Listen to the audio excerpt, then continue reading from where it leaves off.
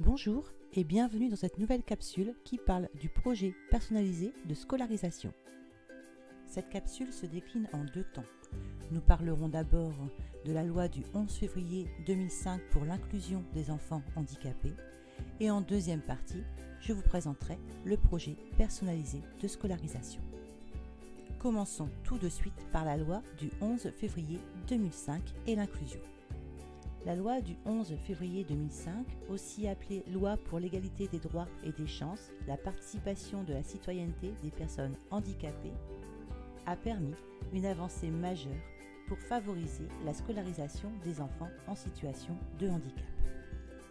Cette loi se penche sur 5 grands domaines: la compensation, la scolarité, l'emploi, l'accessibilité et les maisons départementales des personnes handicapées, les MDPH. Concernant la scolarité, elle reconnaît à tous les enfants en situation de handicap d'accéder autant que possible à un établissement scolaire de droit commun avec des élèves de leur âge, au droit à une scolarité qui les conduit comme les autres au plus haut niveau d'inclusion possible dans la société, le droit à une adaptation de leur parcours de formation initiale à leurs besoins et aux contraintes qui résultent de leur handicap ou de leur maladie à travers un projet personnalisé de scolarisation. Passons à notre deuxième partie qui présente le projet personnalisé de scolarisation. Un projet personnalisé de scolarisation définit les modalités de déroulement de la scolarité et les actions pédagogiques, psychologiques, éducatives, sociales, médicales et paramédicales répondant aux besoins particuliers des élèves présentant un handicap. Le projet personnalisé de scolarisation, que nous appellerons PPS, accompagne donc l'enfant handicapé au long de son parcours de formation. Il permet donc d'assurer une cohérence et une continuité du parcours scolaire de chaque élève en situation de handicap dès l'âge de 3 ans jusqu'à ses 20 ans.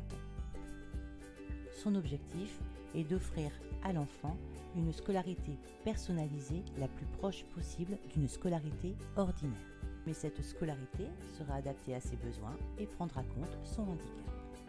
Après échange avec l'équipe de l'école ou du collège ou de l'établissement scolaire, la famille fait la saisine auprès de la maison départementale des personnes handicapées, la MDPH, pour demander un accord pour un projet personnalisé de scolarisation pour son enfant. Pour ce faire, elle complète un formulaire, fournit un certificat médical de moins de 6 mois et un document qu'on appelle le GEVASCO qui est rempli par l'équipe éducative. Lorsque la MDPH reçoit le dossier complet, la situation de l'enfant est validée par la CDAPH qui est la Commission des droits et de l'autonomie des personnes handicapées qui est en fait l'instance décisionnelle au sein de la MDPH. Lors de ces prises de décision, la CDAPH favorise chaque fois que possible la formation en milieu scolaire ordinaire. Mais certains enfants ont besoin d'un accompagnement, parfois, surtout dans les domaines éducatifs ou rééducatifs, d'un accompagnement plus conséquent que celui que peut offrir la classe ordinaire. La CDAPH fait donc sa proposition d'orientation. Il existe plusieurs mesures pour accompagner la scolarité de l'enfant. Par exemple, les AESH, les AVS, qui sont des personnes qui accompagnent l'enfant et pallient ses difficultés.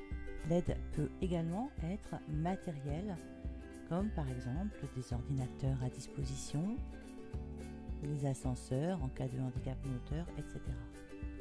Dans le PPS, il peut également être noté des aménagements concernant l'emploi du temps ou la progression de la scolarité de l'enfant. Le PPS n'est pas un document figé. Régulièrement, l'équipe de suivi de la scolarisation, que l'on appelle ESS, se réunit et peut réadapter le PPS en fonction des progrès de l'enfant. Nous voici arrivés à la fin de la capsule. À bientôt.